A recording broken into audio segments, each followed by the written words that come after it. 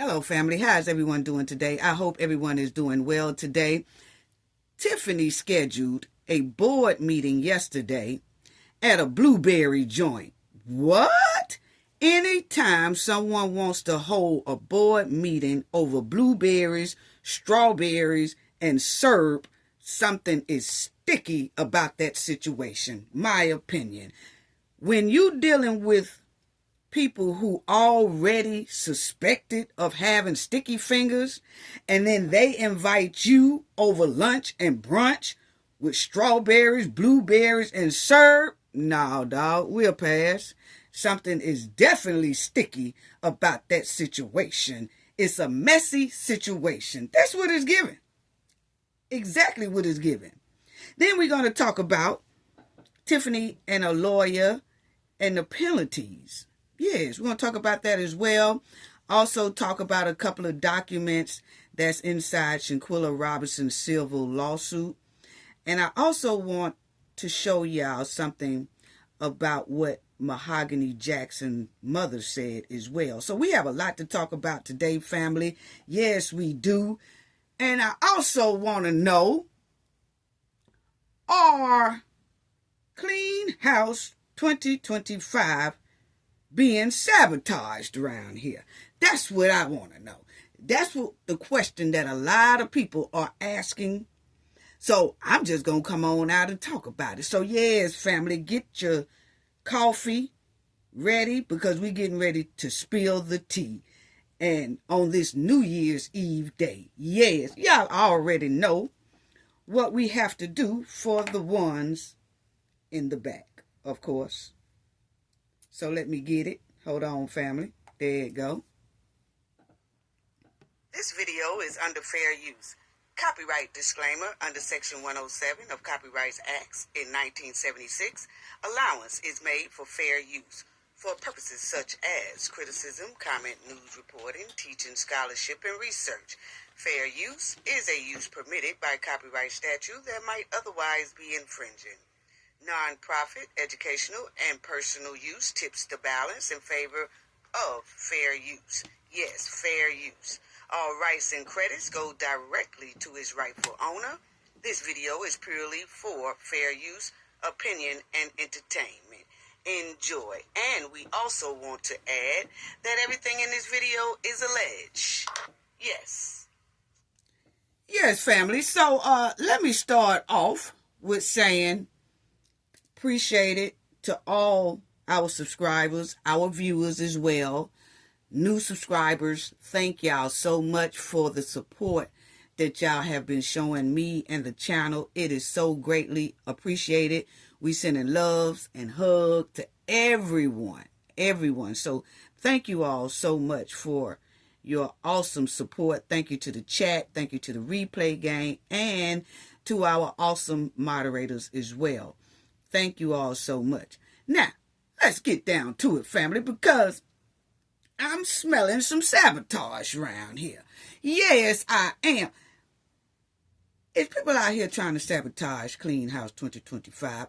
I'm just asking a question, okay? Don't get mad at me because it's a question that has been flowing a lot all over the internet, in my emails, everywhere. And hey, we kind of somewhat feeling the same way too, but let's talk about it and get some straightening about it. Yes, because see, it's a lot of look like sabotage and mess and intentional confusion being thrown at Clean House 2025. So let's just talk about it, okay?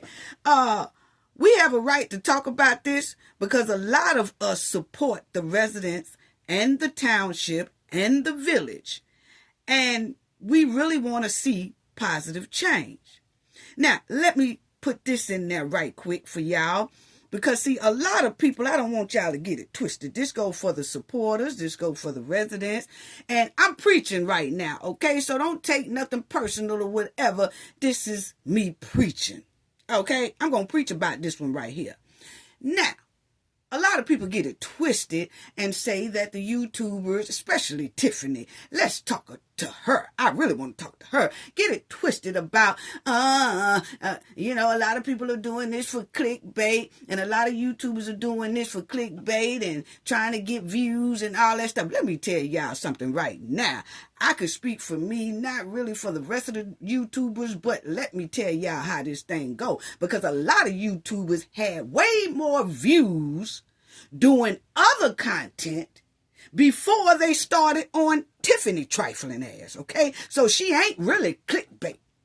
And I can talk for myself, and it ain't all about the clicks and views and the money and all that. So let's get that straight. Because if you go down Cafe of Knowledge video list, stroll down it. Shanquella, when we was on that, I had 80K views. 75K views, 50K views, okay? Now, not to toot my own horn, I'm just trying to show people that a lot of us content creators, just like Tiffany has drained the village bag, damn, drained our bag as well. Because, hey, look here, she ain't popping like that. We ain't getting that many views off this mud while in here. So don't get it twisted. Okay? Because all y'all got to do is go down, I know my list at Cafe of Knowledge, look at the Shanquella views. Hell of a lot more than this. So let's not get it twisted. We are doing this out of the kindness of our heart and want to help the people.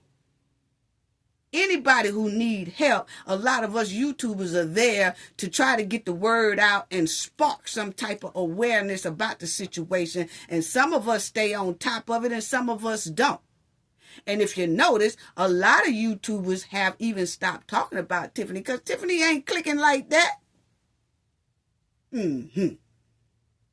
So how about instead of saying that the YouTubers are doing this for clicks and views and likes and all that, how about saying that they are really doing this because they are trying to help with y'all and everybody else with the fight of justice and trying to get things better for a positive outcome? How about saying that? Because I've been hearing a lot of that too. Yeah. Okay. So now, is people out here trying to sabotage Clean House 2025? That's what we want to know. Okay?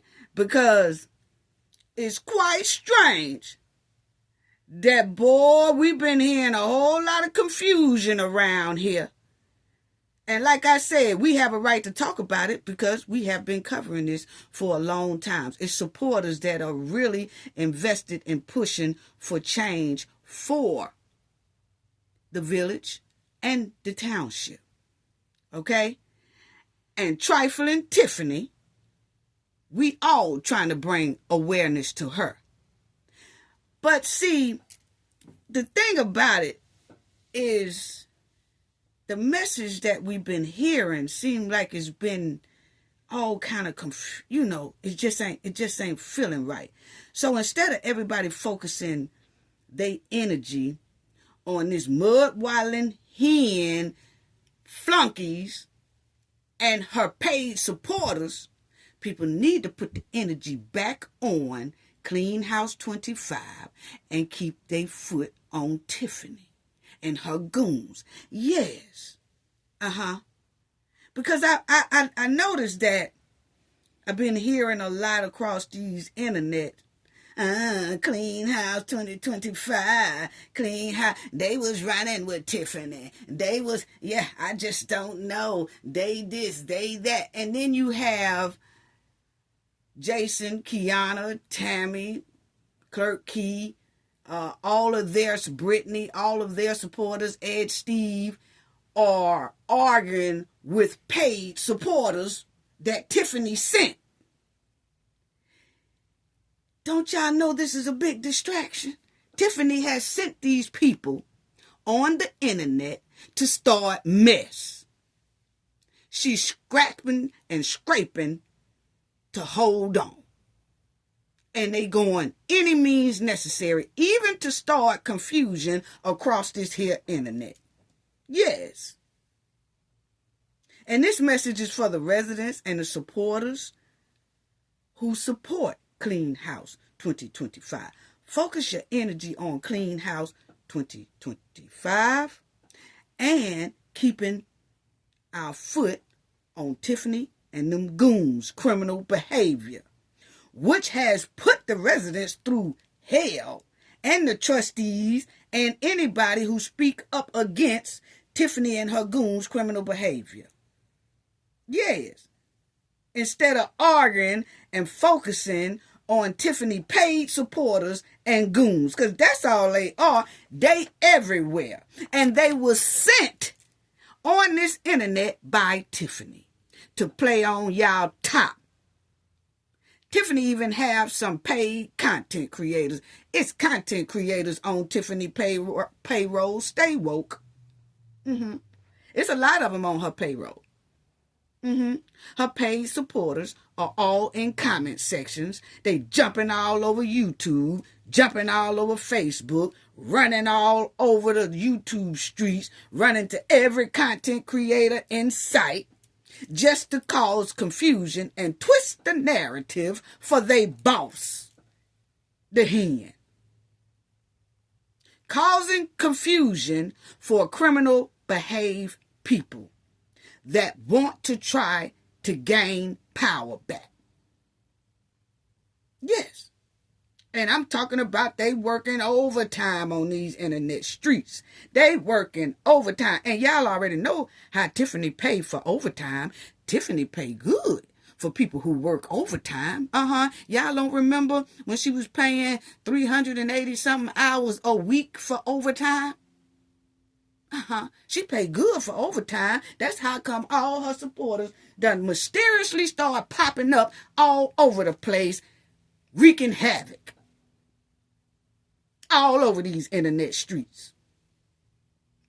Yes, they working hard. The closer it gets time for the vote, closer it get time for Clean House 2025 to get into these seats that they want. Boy, they gonna be working overtime. And the sad part is Tiffany told everybody she was gonna do this. How quickly we forget. Tiffany actually told people in a couple of her live videos, I'm gonna let y'all hear one of them, that she was going to start getting people from YouTube. She was going to start reaching out to people, and people was reaching out to her to start wreaking confusion and havoc all over these YouTube streets. And I mean, they working overtime for that hen. They working these YouTube streets, trying to dump on the village trustees. Talking about how they can't be trusted, how the village trustees can't be trusted. They know how Tiffany was when she was a trustee. Yes, Tiffany did have some messed up behavior as a trustee. They had something in that they felt like they could change her or she could become better for the better, not for the worse. They just felt like, all right, let's give her a chance, this, that. And they did it, and Tiffany failed at the job. But what I can say is right when they noticed Tiffany was failing at the job, they tried to do a recall, which it failed. It wasn't their fault. They did try, along with the residents, to do a recall, but that failed. So they did try, starting right at almost day one. Hey, realized the mistake, and they've been trying to fix it ever since. Yes, they have. Yes, they have. But then you got all these supporters that's running around here trying to wreak havoc and start confusion. And they talking about, the trustees ran with Tiffany from the beginning. Like I said, they thought they seen something in her that maybe she can become even better or whatever. Whatever the case may be, they did it, but at the same time, you could tell they realized that they made a mistake. And they started fixing the mistake right soon after Tiffany got elected. Yes. I ain't seen nobody else stepping up to the plate. Yes, but the residents and these 5 right here on the screen and more, Tammy too. And they lawyers. Yes.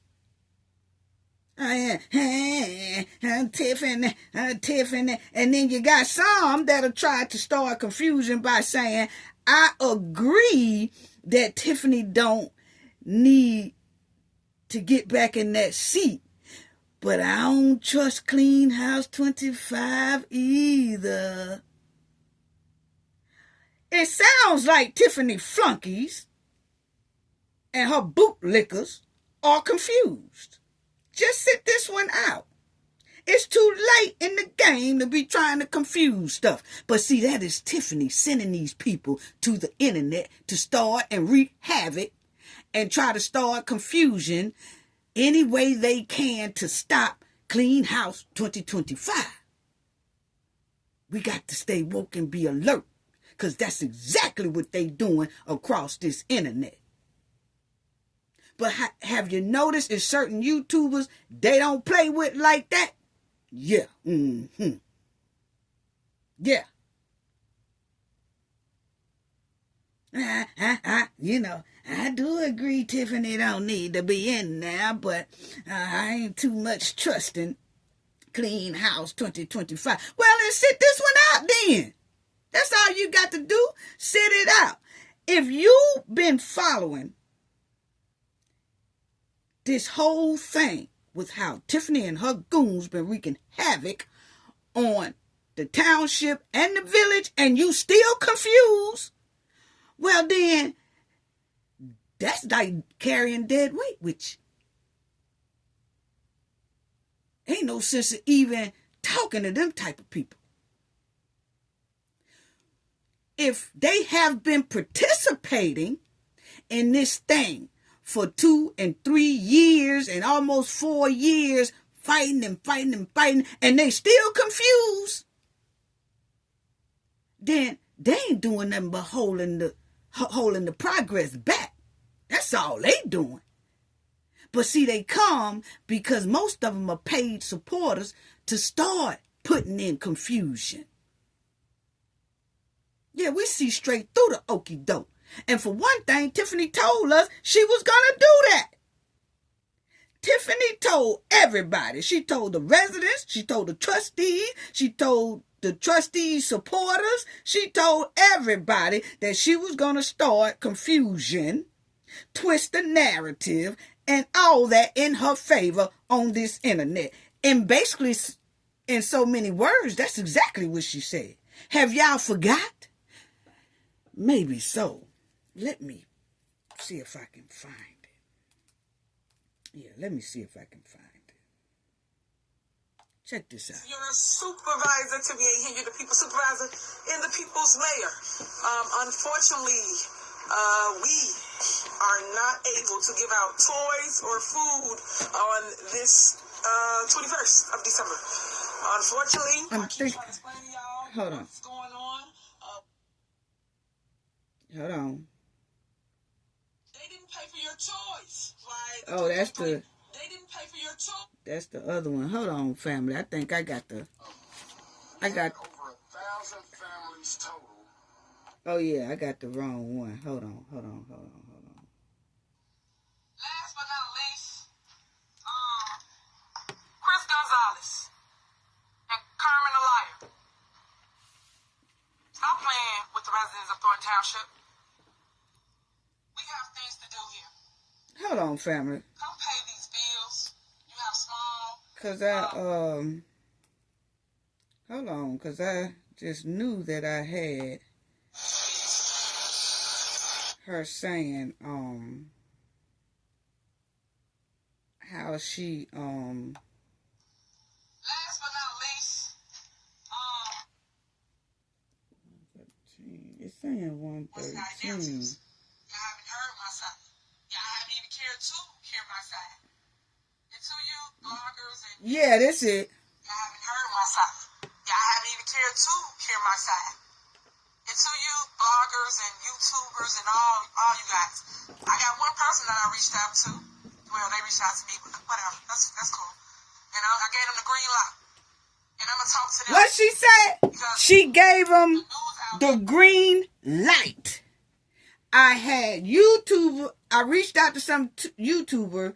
Oh, no, they reached out to me. Tiffany reached out to him, too. But the thing is, she said she has been talking to him, and she gave them the green light to switch stuff in her favor, to start confusion on this internet. She gave them the green light. Yeah. See, you know, Tiffany paid her people real good, okay? Unlike Clean House 2025, they ain't got to pay nobody because people just genuinely want to see a change, a positive change, and genuinely care about the people. So they don't have to try to go behind the scenes and pay people to say this and say that. No, people just say what the hell is right. People don't want criminal behavior. People are tired of criminal behavior. But Tiffany said, I gave him the green light. So, see, this is what I'm saying. How soon we forget. I mean, they all over the internet. And then you have Clean House 2025 supporters who are arguing with paid supporters. That's a no-win. You cannot win arguing with somebody who got a stack in their pocket to talk good about criminal behavior. Y'all will go blue in the face trying to keep on talking. They agitating y'all is what they doing. They know exactly what they doing.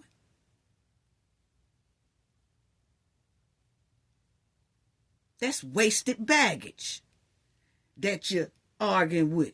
Wasted energy that you're arguing with. When all that energy can go on sticking behind Clean House 2025 and keeping that foot on Tiffany neck so she can't drain the village or the township no more in the sand and quicksand than she already had. Yeah. Y'all want to hear it again? Because it seems like some people have forgotten what Tiffany said this was going to happen. And the thing is, I had already told the Knowledge family, Tiffany said she finna pay her some YouTubers, she finna pay supporters and all that to start confusion all over these YouTube streets and internet. Want to hear it again? Y'all haven't heard my side. Y'all haven't even cared to hear my side. And to you bloggers and YouTubers and all you guys, I got one person that I reached out to. Well, they reached out to me, but whatever. That's cool. And I gave them the green light. And I'm going to talk to them. Because what? The news outlets don't ever show me in a good light. And I do so much good throughout our community. Okay. So, y'all heard that, right? Yeah. Yeah. Yeah. For my people to take a stand. Listen. Superman, have you done? Hey, how about that? Or what have you done over time? You'll have several people trying to run for office, several people telling you why to pick them, and you ain't never seen them ever. Now listen to Tiffany words. It's exactly what you're hearing from some people over this internet, over these YouTube streets. They are saying the exact same thing Tiffany is saying right here in one of her videos. And this ain't the only time she said it. This is just the only clip that I got. I wasn't finna search for the rest of them, but she has said it plenty of times. And if you listen to the people that want to argue over this internet about Tiffany and how the Trustees 2025 ain't no good and all this stuff right here, if you listen to them, they are saying the exact same thing Tiffany is saying. You know why? That's they boss. Listen to what Tiffany says and then think about some of the people who are on these internet streets saying the exact same thing. Yeah, check it out. Trying to run for office, several people telling you why to pick them, and you ain't never seen them ever.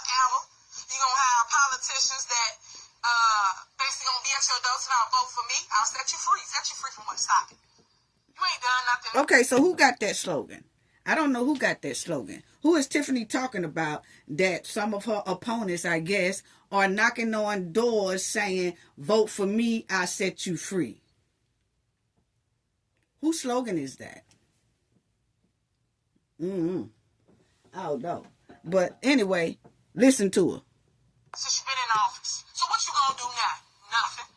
So that's the stuff that you gotta remember.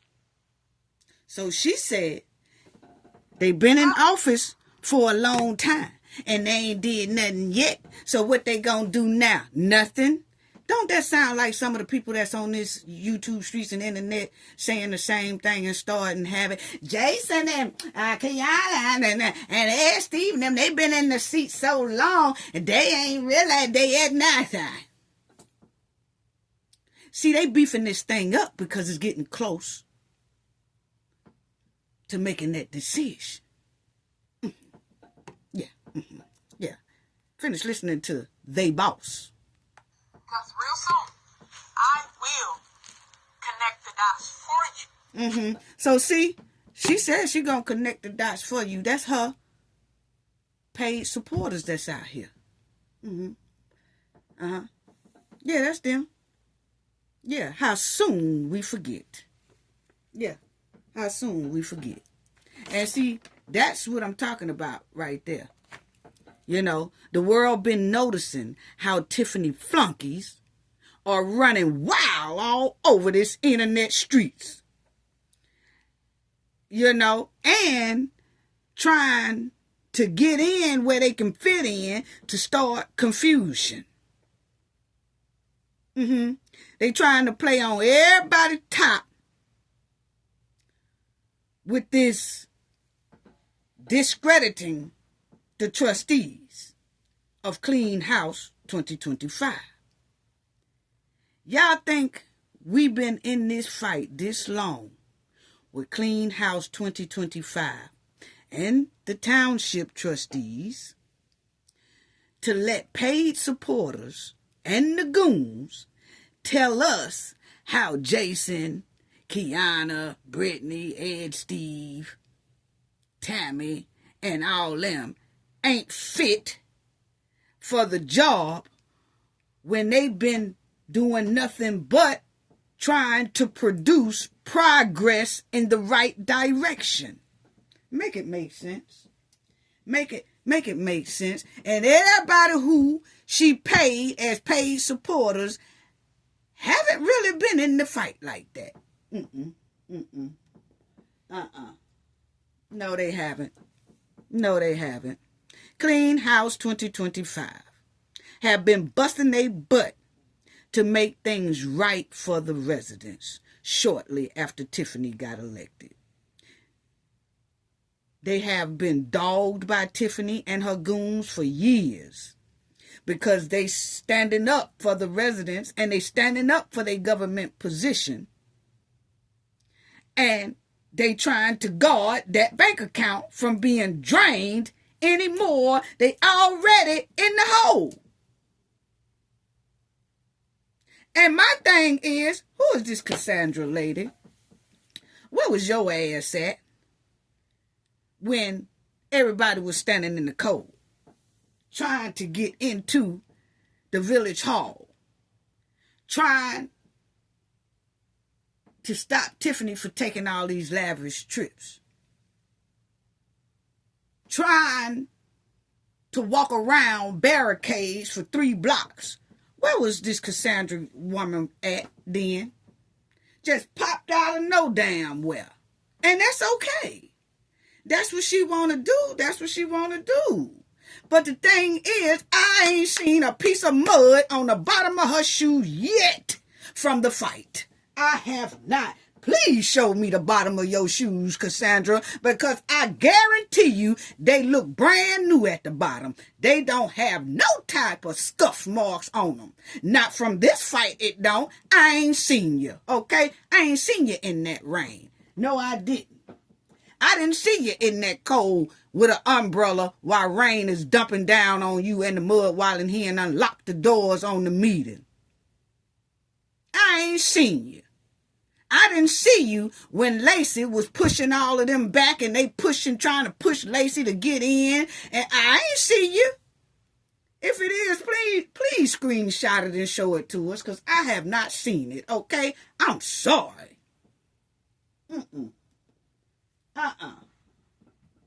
When all that stuff broke out, Miss Lightfoot is trying to talk. They cut the mic, Tiffany cut the mic off and all that. Then you had residents, you had the goon squad behind the administrative glass with everybody, important paperwork, all kind of chaos, because they trying to stop criminal behavior. I have not seen you in the middle of none of that. I went back to that same video. I didn't see you. Where was you sitting at? On the couch at the house? Just answer the question. It's just a question. Where was you, Cassandra? Yes. That's all I'm saying. See, the fight get real easy when it's damn near over with. Y'all never seen those type of people, boy? It be somebody out there just scrapping. They scrapping. Ain't nobody came, but the ones who do come, them the scary ones. When they do come, they wait till the whole fight is over with. The police is there. Everything is calmed down and everything. And then here they come. I sure wish I had a known that this was going on, honey. I would have helped you. No, you wouldn't have. We saw you peeking out the window. You didn't come out here one time to swing a lick.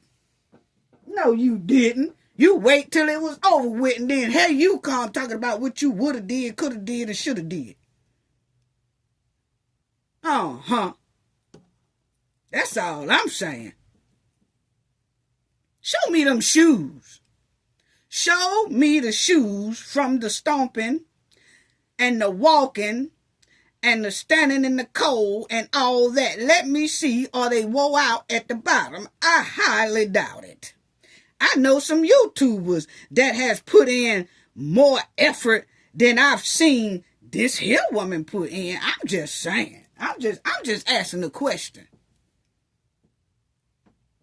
I'm just asking a question. Tiffany and her goons has bullied the trustees in this village and put them through extreme intimidation. Has blocked them from making progress for the residents, has blocked them from financial information, has blocked them from trying to help the residents, have removed them from concerns on the board agenda. Yeah, she has moved them from the board agenda. Every time they put something on the agenda, Tiffany remove it. All of that. Every time the residents get ready to talk, security. Yes. She done took thousands and thousands and thousands of dollars for lavish trips off the taxpayers' dollars without board approval. That skating rink dumped down there with no board approval. Lavish cars with no board approval. Tiffany has put that village in millions in debt. Not Clean House 2025. They've been busting their butt trying to stop Tiffany from doing this. They all in court trying to stop Tiffany from doing this.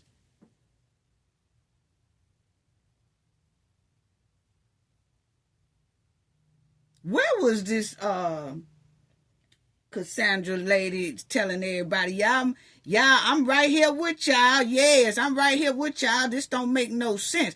All that. Clean House 2025 has been battling this hen to keep the village from going into disaster financial state.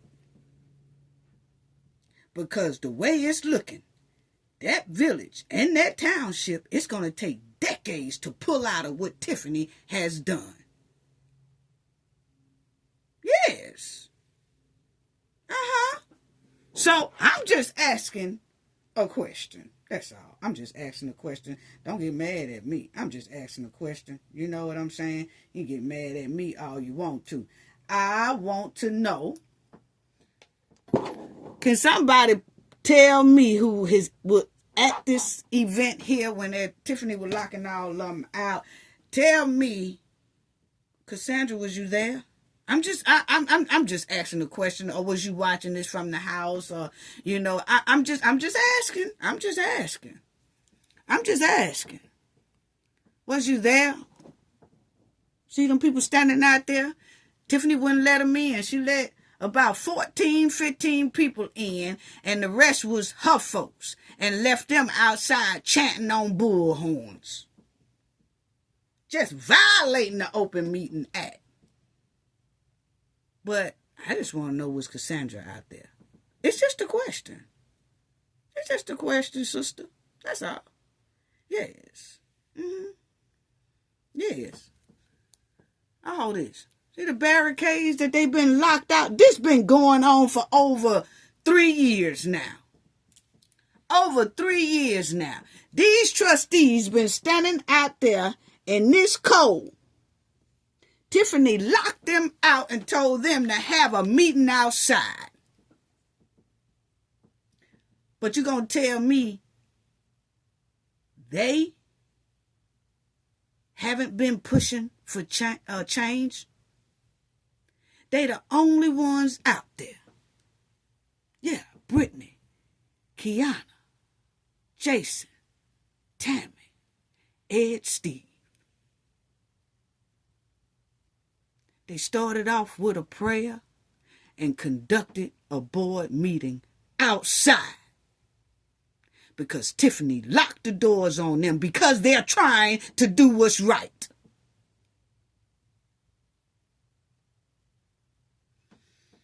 I wasn't even supposed to spend this much time on this, but I've been smelling the stank trying to sabotage Clean House 2025.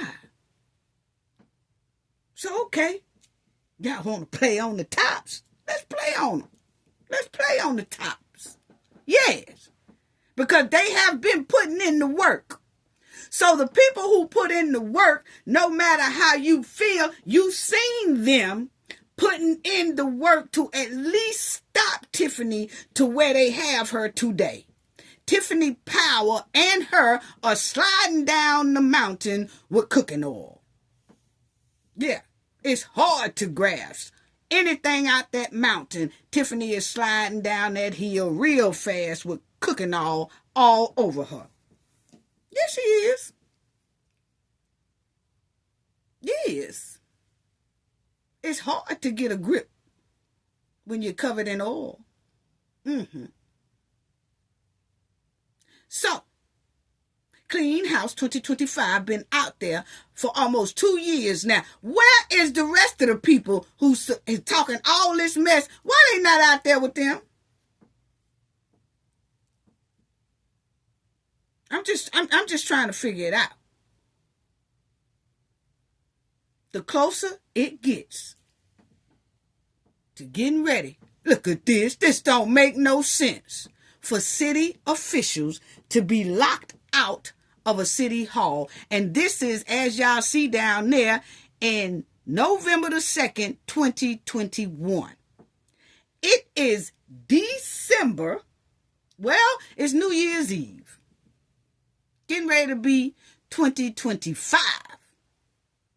And they still going through the same thing that this mud-walling hen and her goons are putting them through. But they still fighting. They still pushing.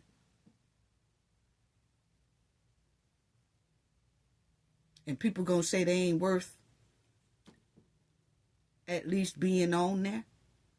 Because see, these right here know how it feel for the FBI to come in and drop papers on you. They know how it feel to have heat on you now.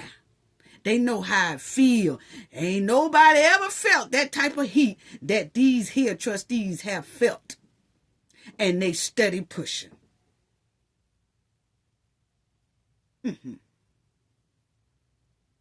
They done got their feet dirty, nasty, muddy, puddling water, puddling in mud, messing with the mud while in hen and all that. They've been fighting ever since, you see, there, 2021. Tomorrow is 2025 and ain't nothing changed, but they have put their foot on Tiffany to stop the bleeding, basically, in the township and in the village.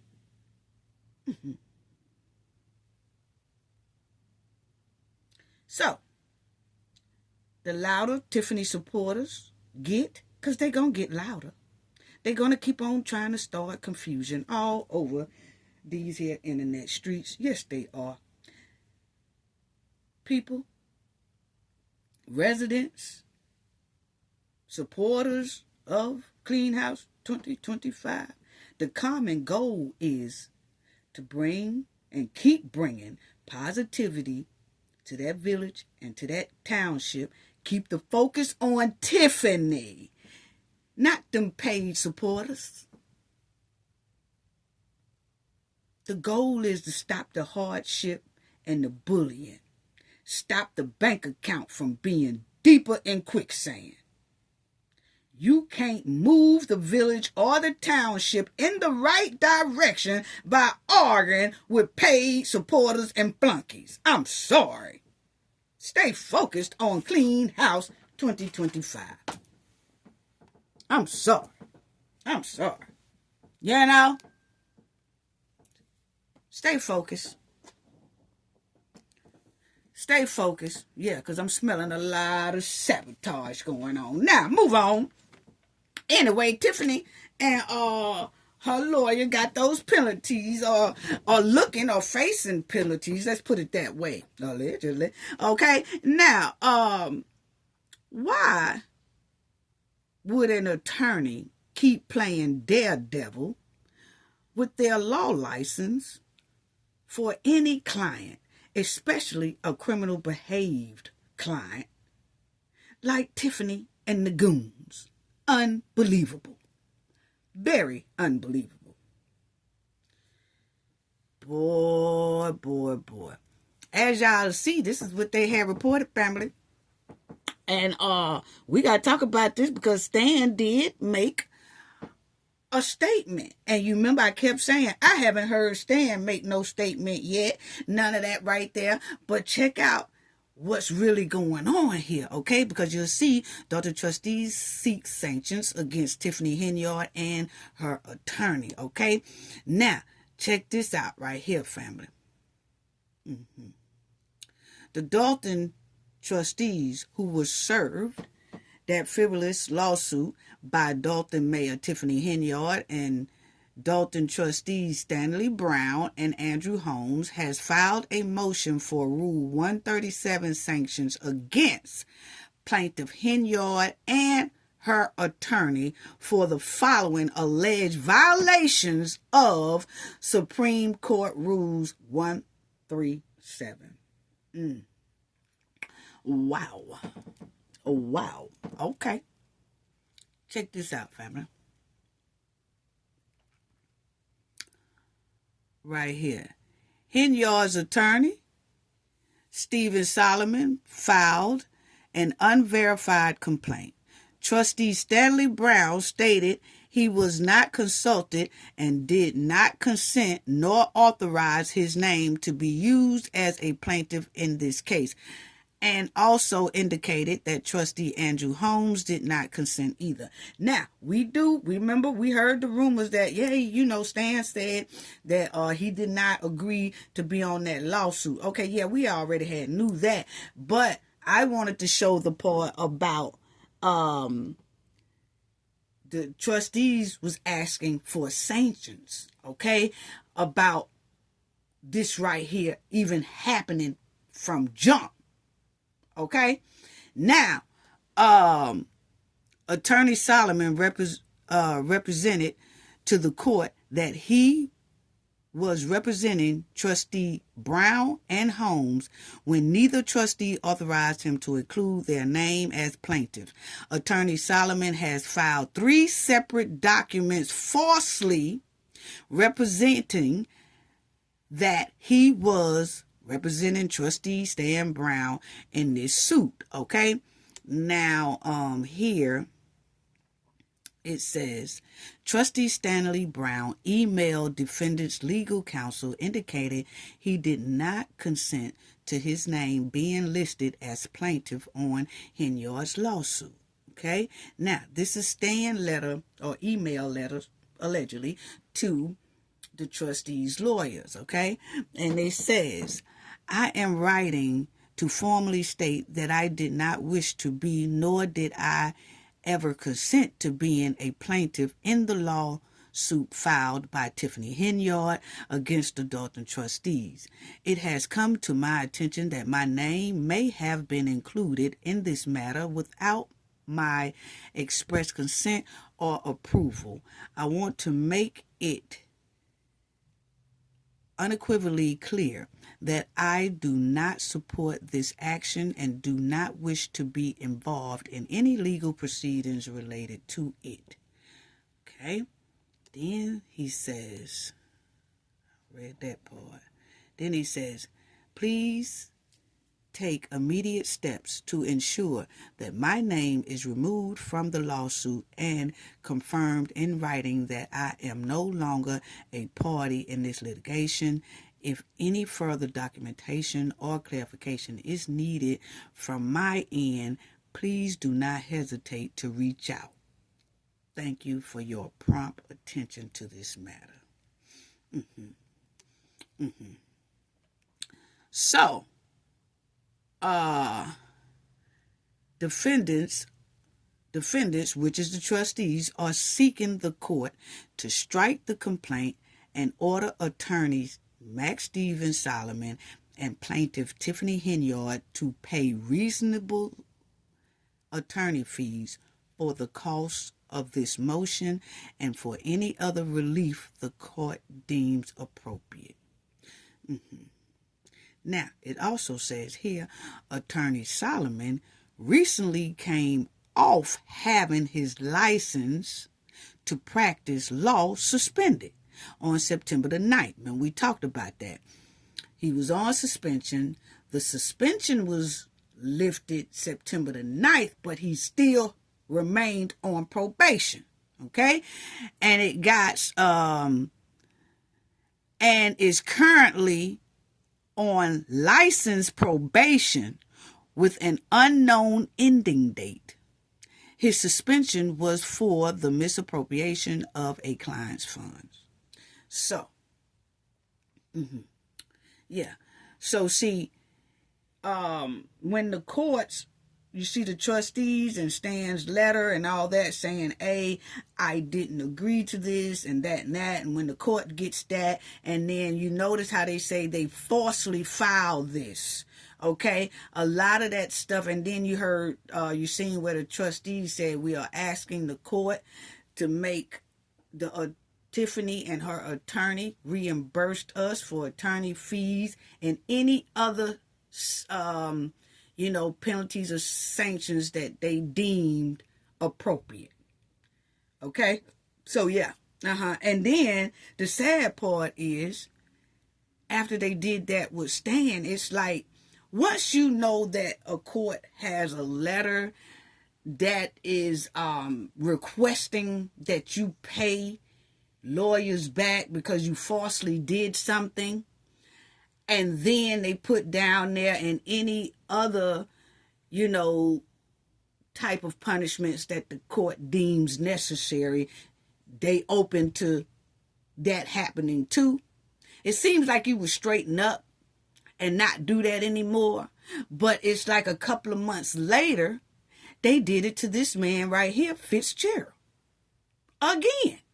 They added his name on that lawsuit against so-called Napoleon and the caucus.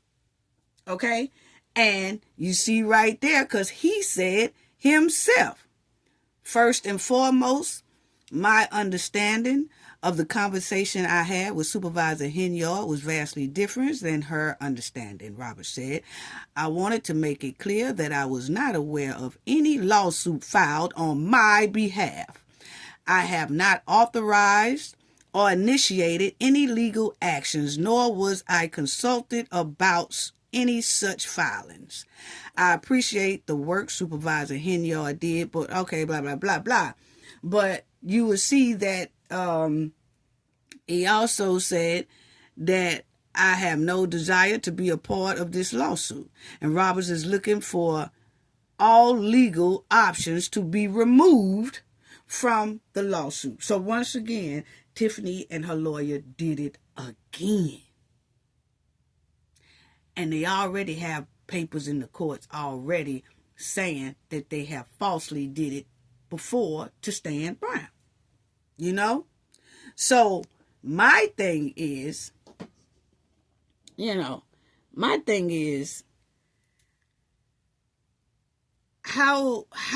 do an attorney come off a suspension with the Bar Association on September the 9th, 2024,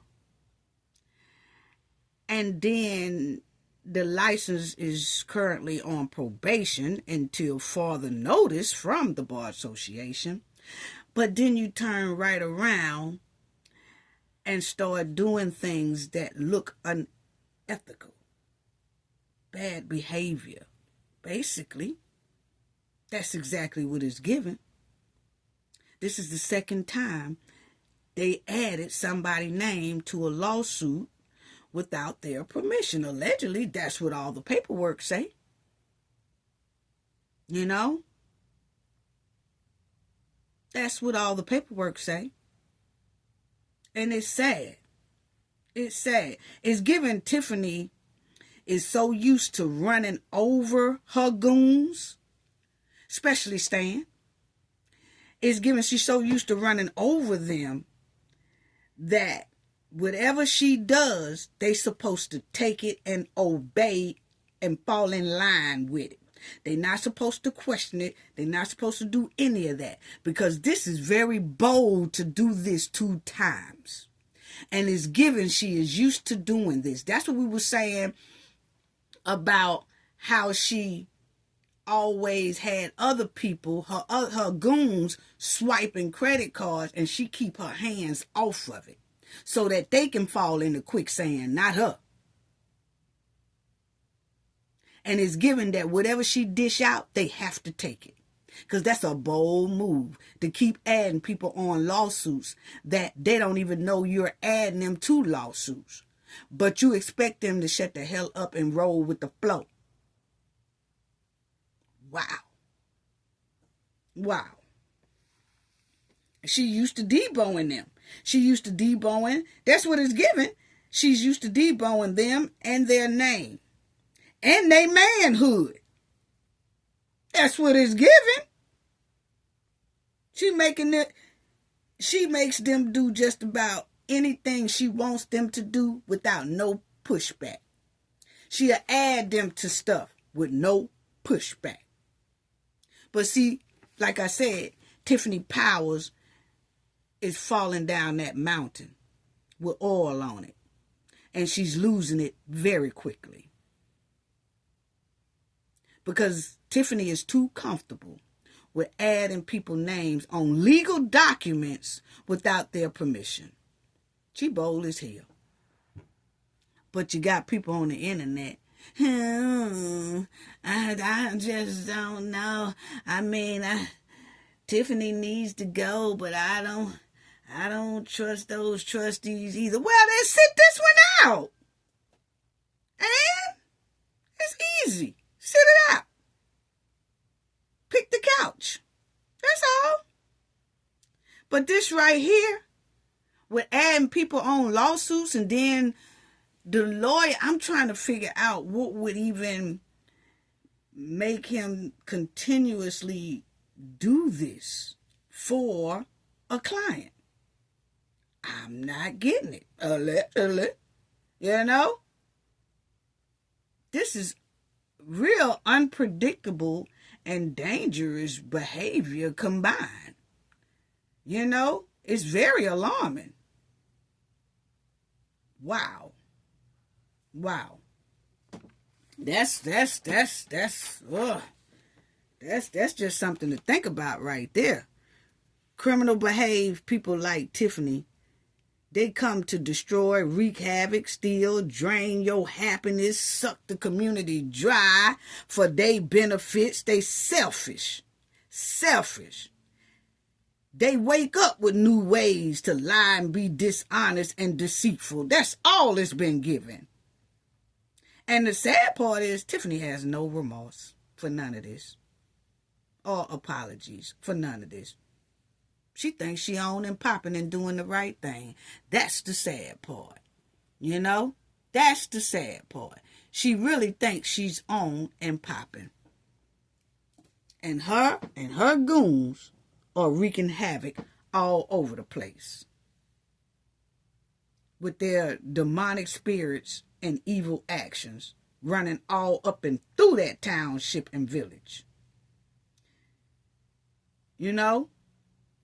And you can tell how she put all her goons on the front line to do all her dirty work first with her orders while they follow her orders.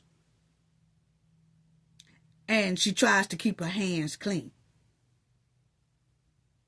so they can go down first. Y'all remember about Keith Freeman? Tried it with Keith Freeman. Yeah. They had a deposition. And Tiffany basically threw Keith Freeman clean up under the bus. Oh, I don't deal with day-to-day operations. 1 minute she says she do deal with day-to-day operations, but when she get in her deposition, she said, oh, I don't do day-to-day operation. That's my administrator. That's my administrator. That's my administrator, who was Keith Freeman at the time. Then Keith Freeman had some little roadblocks and situations there, and then Keith started doing what's right. Him and Carmen, you know, people, don't y'all forget about what Keith and Carmen did now. Y'all don't forget, they not innocent. Let me tell y'all something. One thing we can say, the village and the township wouldn't be this far in progress if it wasn't for Keith and Carmen. And the trustees, they was trying. But the ones who was able to clarify and show a lot of stuff was Keith Freeman and Carmen. This hen's road dogs at the time. Yeah. But now they're doing what's right. And we thank them for that. Because the township wouldn't be where it's at today if it wasn't for them to cooperate. So they get thanks for that. They really do. Why aren't these on the screen cooperating? Because they embedded in criminal behavior. It's their heart to do it to the end. Yes, they dedicated to trifling criminal behavior. Yeah, they dedicated to it. They dedicated to criminal behavior. That's what it's given. Yeah. And Tiffany turned her back on Keith Freeman so quick, turned her back on Carmen too, real quick. And both of them was her ace coons. Yes, they was inseparable. Now that they made the right decision, Tiffany trying to dump all over them. Now, Keith Price and the goons, they next. If Tiffany did Carmen and Keith the way she did them, these on the screen are next. Watch when the heat get hot. They next to be thrown in that quicksand. Because Tiffany is gonna put them in that quicksand. She gonna save her own butt before she save theirs. And they gonna act so shocked. Oh, I didn't think she would do me like that. Yes, she did. Look at Keith Freeman. Look at Carmen. Y'all think y'all an exception to the rule? Nah, dog. Ain't none of y'all an exception to the rule. Because soon as them alphabet boys come a knocking and a kicking, Tiffany gonna throw all y'all in up under that bus. Yes, she is. Yes. And shout out to Minion with Opinion too, because I was checking out his channel and he had a guest on his show, Cheryl Ingram, and the title was Minion Undercover. And they was asking the same question that we have been asking too. And I was checking that out. Y'all go check out Minion with Opinion as well. But I was checking it out, but we've been asking the same question. Why do Keith Price have his hands in so many cookie jars? Why is it? Why do Keith Price have his hand in the Township cookie jar and Dolton cookie jar? Now, y'all could say all day he don't have his hands in Dolton cookie jar, but I myself seen him sitting behind an administrative glass in the village that he definitely didn't belong at. He was not supposed to be sitting behind that glass, but he was, with important documents of the residents. So, once again, why do Keith Price have so many positions to be a food pantry man? Yes. Why is that? He all over the place. He all over the township, all over the village, all that stuff. And he supposed to be just a food pantry person or a food pantry manager, whatever. But he has access to the township and the village, but we know he got access to the township, personal information. He got access to data. He got access to personal files regarding the residents living in the township and all that. He got his hands in about 8 different cookie jars. But he the food pantry person. He acting like the township administrator after Keith Freeman left. Tiffany been telling Carmen and Gonzalez, oh, y'all got to call Keith Price. If y'all want to know any type of information, y'all make sure to call Keith Price. If y'all need anything, call Keith Price. What? Why we got to call him? He ain't got no title that say administrator. Thought he was the food pantry man. What we gonna call him for? Some biscuits? Because he surely wasn't voted in to be township administrator. But he is playing that role. And most likely, he getting a good kickback for it. Allegedly. That's my opinion. He acting everything. Acting like the township administrator. He Tiffany co-partner in throwing all these trifling events, which is draining the township and the village dry. Then he's the oversized press conference spokesman. Then he's Tiffany's YouTube spokesman. Then he's the dog catcher. Then he organized the senior buses. He's the spokesman for the youth program because Kamal won't talk. Then he'll step in and try to tell us about where the youth program stands and all that. Then he tries to play like he's Tiffany's PR person. Her spokesman. What? Why your hands in so many cookie jars? That's what we want to know. Yes. I can tell you right now. Keith Price, I didn't see him on those subpoenas. But just because your name is not on subpoenas don't mean that when the time come for them to come knocking, that they ain't gonna grab you too. I'm just going off of histories of them alphabet boys. Just because your name ain't on subpoenas don't mean they won't come after you. Yeah, because he done wrapped himself in a lot of cookie jars. Yeah. And who paying him? Yeah.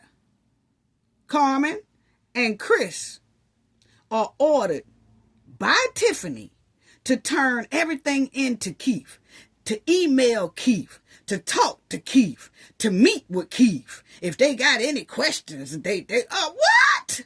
For what? For what? His title is food pantry, not administrator. Keith Price been stepping his big foot all over the township and the village. He most likely running Robert Hunt job. Because Robert, if you're scared, please blink 2 times. Yes, he most likely running that. Why has Tiffany put Keith Price over everything in the township? A lot of people are asking that question.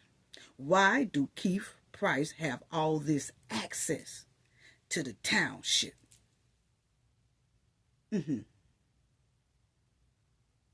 Yeah, why is that? She has given Keith Price a hell of a lot of power and access. Yes, she have. These are criminal behaved people that can't be trusted, my opinion. So we are wondering, why do Keith Price have so much access and power over that township? Yeah. And he proud of it too. Yes. I'm going to tell you right now, most likely, Keith Price is on them alphabet boys' radar. My opinion. I told you I've been doing investigative work for over 35 years, so I know. Yes. Look at here. Andrew Holmes. Yes, all of them. Yeah, I'm telling you. Yes, it won't be long. Now, let me talk about this right here, too. Because shout out to the Lansing Journal, because I just wanted to bring this point out. This is when the township was trying to look. Shout out to the Lansing Journal, and check out her video, their video on Tiffany first being voted in for township supervisor and all that. But I just wanted to show y'all this point right here about that, because I saw where they did have to go through so much. They did everything they could to prevent the residents for voting for who they wanted to be township supervisor. And Gonzalez nominated Tiffany, and then Tiffany got it at the last minute. Okay, and that's a lot of why Chris Gonzalez is fighting right today, trying to, make up for what he done kind of wrong in the past. Okay, basically, because it was wrong in my opinion. Yes, it was. I'm sorry. I just have to call it like I see it. But anyway, that was her making it. Now, look who the first person she wrapped her hands around when she got the supervisor position. The clerk. Yes. Okay. And that right there seemed like a setup too to me, but I'm just going to leave that alone. That was Tiffany being sworn in. Now, check out that we see the evil face that Tiffany loved to have when she's sworn in. Tiffany has this stone cold look, okay, that we have now grown to know, okay, that nothing but evil. But this is my point. Look who the first person that hugged Tiffany when she got that supervisor position. Nate Fields. That's Nate Fields right there. Yeah, that's Nate Fields.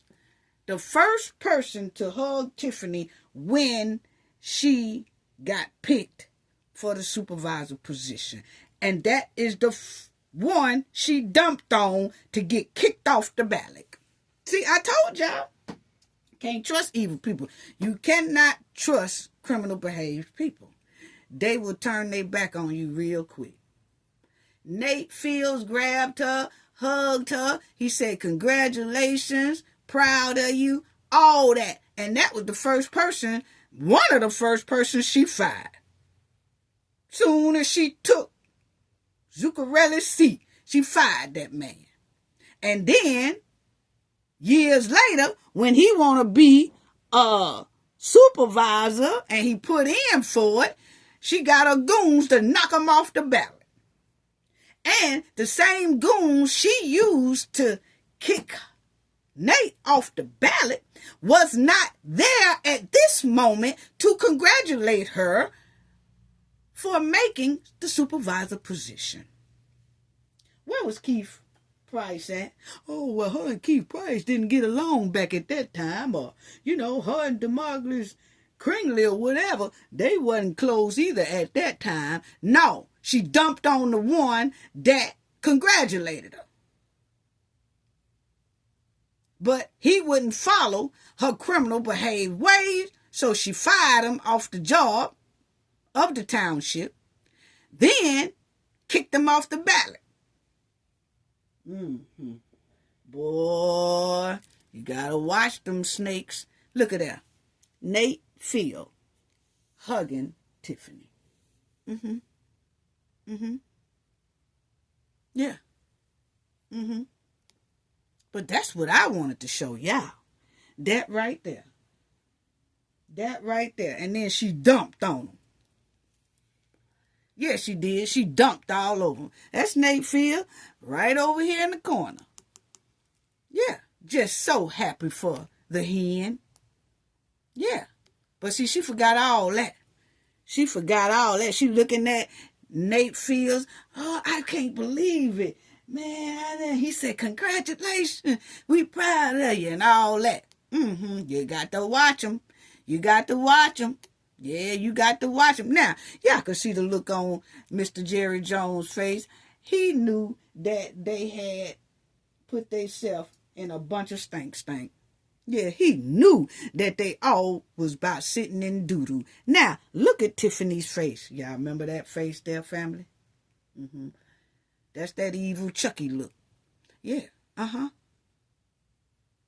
right there.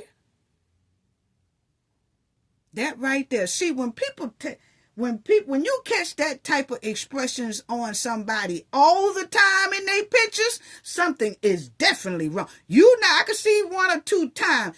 We have been covering Tiffany, and I done showed y'all over a dozen pictures that she has that evil Chucky look. And her soul tells it all. Her behavior tells it all. Yeah. You can see Chris Gonzalez right there, realizing a little bit at that moment he about made a mistake. Yeah. Yeah. A hot mess. And soon as they made that mistake and she got into that mayor and got into that supervisor position, her and these goons, it's more goons than that, these are the only ones still kicking and standing. Until Tiffany flip on them, because she's going to do it. Guarantee you that. My opinion. But anyway, check this out, family. Move on. Tiffany done had scheduled this meeting at a blueberry joint. Why is that? Y'all see right there, the Blueberry Field restaurant. Why is they having a board? Why did Tiffany schedule this here board meeting at a blueberry restaurant joint? And then it's in where, family? South Harlan. That's the goon stomping ground. That's the goon stomping ground. Kamal Keith. See, that is given a pure D setup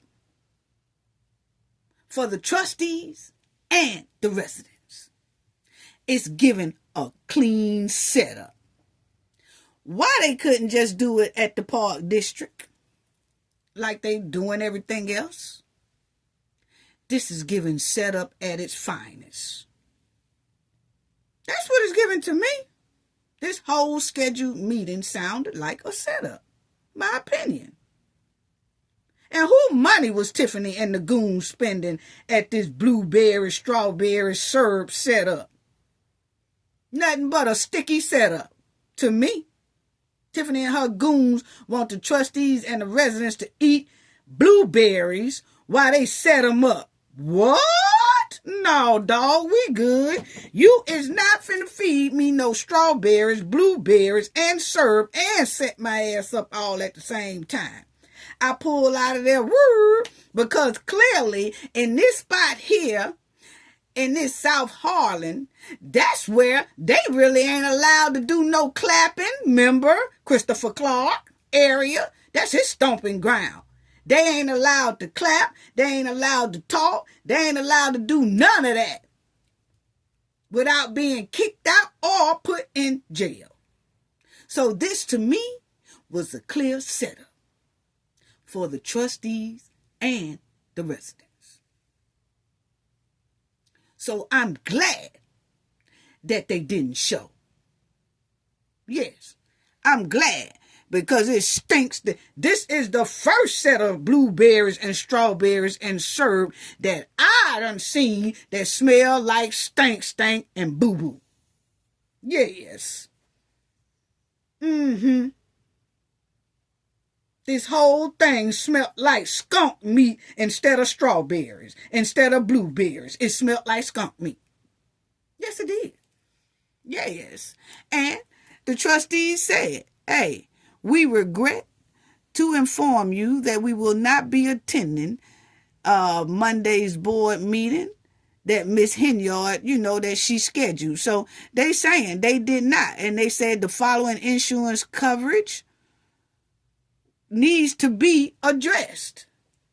And were addressed in the last meeting, but Tiffany ain't worried about that. They had that old electoral stuff going on, mixed with a board meeting and all that yesterday. For what?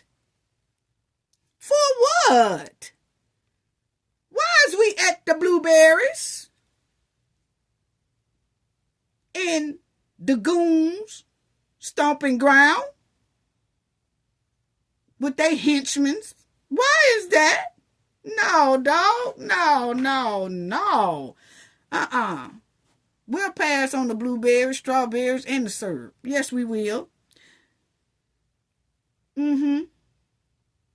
Tiffany and her goons are the only people I know who can turn blueberries into skunk meat. I'm sorry. Clean setup. That's what it's given.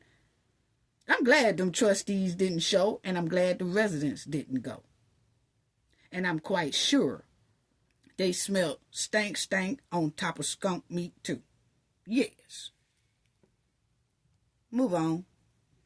Yes, So they tried to me, it's giving a clean setup for the trustees, Gonzalez and Carmen, and the residents. That's what it was given. That's what it was given, family, to me.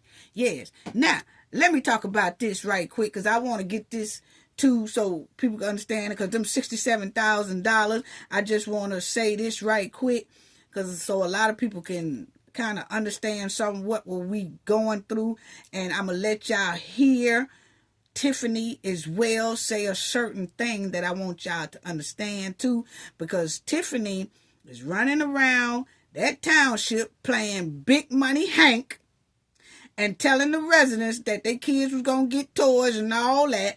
Then she flopped down a $67,000 bill to the trustees for toys and gifts to be paid.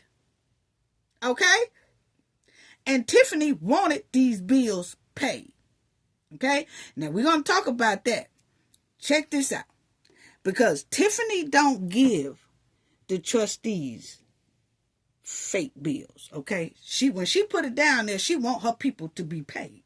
She really do, okay? Now, check this out right here. Last but not least, Chris Gonzalez and Carmen the Liar. Stop playing with the residents of Thornton Township. We have things to do here. Come pay these bills. You have small mom and pop vendors on here. Like, let me tell you things they took out. Let me just tell you this nutball stuff. This is what I'm talking about. Calumet Bakery has been a vendor forever at Thornton Township. This before me. That's what I be talking about with people. It's so much hate. To me, instead of you taking care of the job for Thornton Township, take me out of the equation. What is the job that you're supposed to do? Pay the bills. And this is for senior events, just so people that's listening, you're aware. And that's them buying cakes when they go to a senior home, when they do a senior event, wherever, if anyone. Okay, that's what I wanted y'all to hear. Understand, people, because we have dealings with that type of thing too. And I'm explaining to y'all what I'm talking about. Tiffany just said they won't even pay Calumet Bakery, whatever, right? And the bill is only $47 something. And Tiffany is telling people those cakes went to the seniors when they had a senior event. That is telling you that they already got the cakes from that bakery and they done ate that cake a while back. They just need to pay for the cakes. So that's why Tiffany has it on the agenda and the bills to be paid. Okay? Tiffany didn't put Calumet City Bakery on there for $47 because she wants to get a cake.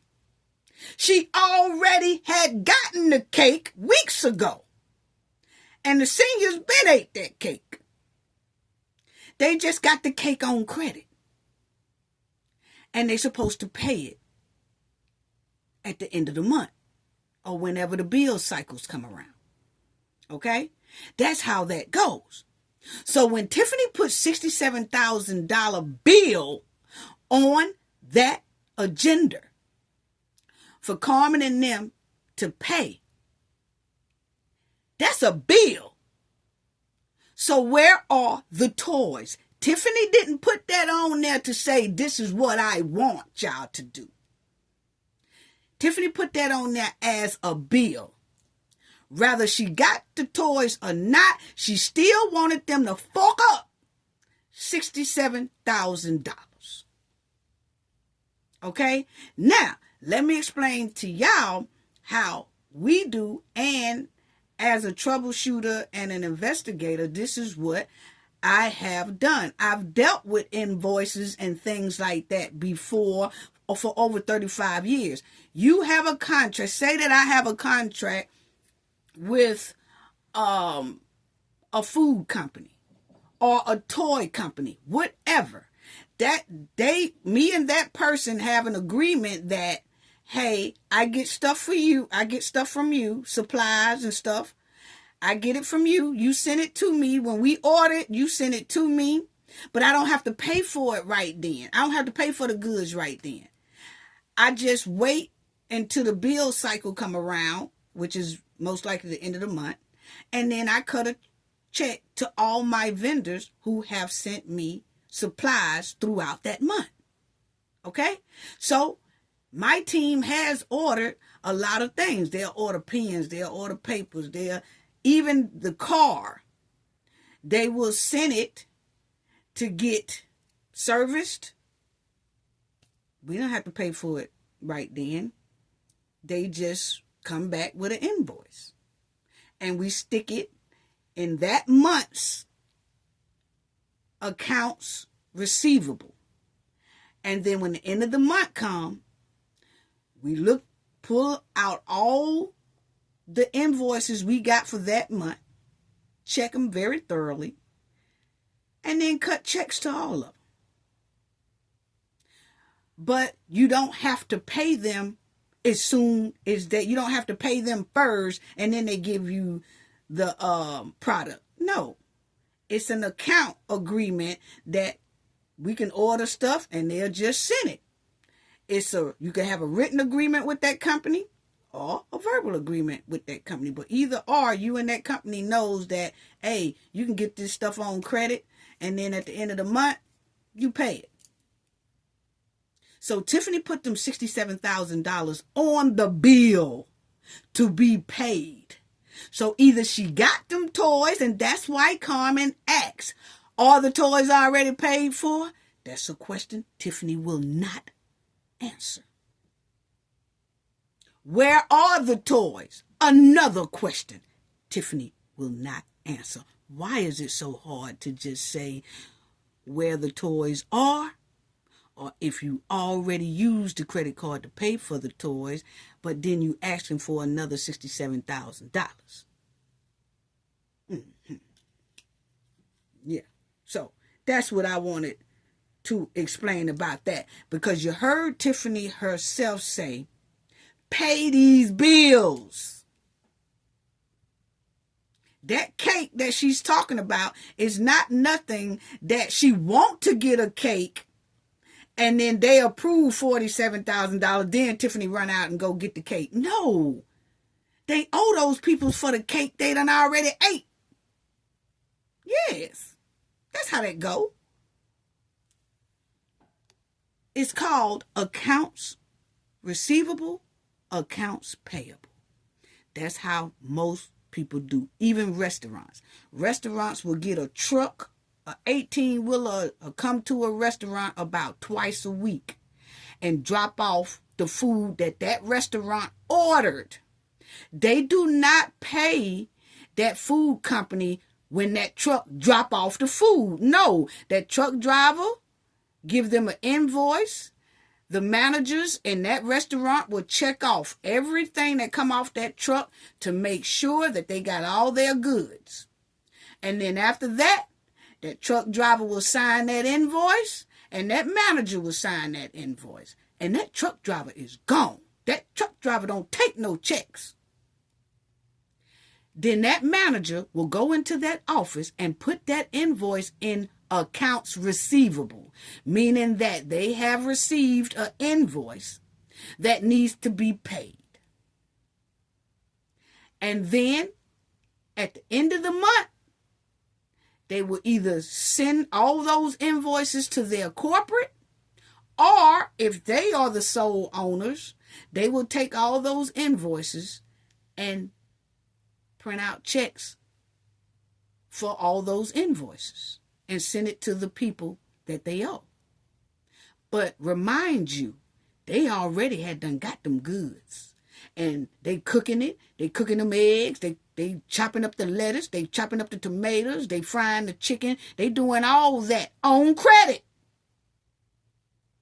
Until the end of the month when it comes time to pay that bill. Then they pay for it. But hey, they done already used half of the food before they even pay for that bill. They done used almost, they done ordered about 6 or 7 more truckloads of food before they even pay that bill. Yes, that's how it go. So as y'all will see, it says accounts receivable. Money that customers owe a business for goods or services they purchased on credit. Okay? Then you will see accounts payable. Money that a business owes to suppliers or vendors. Exactly what I said. And then once you pay for it, then you'll take that invoice and then you'll put it in your financial paperwork or whatever. But that's how we do. But we have a file for all 12 months.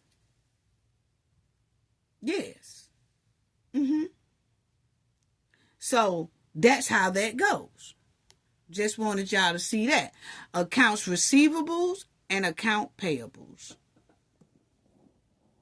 Let me see there. Accounts receivables, accounts payables are recorded in the general ledger when revenues and expenses are incurred, not when cash is exchanged. Told y'all that. So that's how that That's how they go. So Tiffany put a bill in front of those trustees saying $67,000 worth of toys needs to be paid. Not that she wants to get them.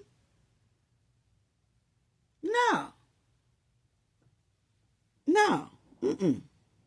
You see what I'm saying? Yeah. She said, pay them bills.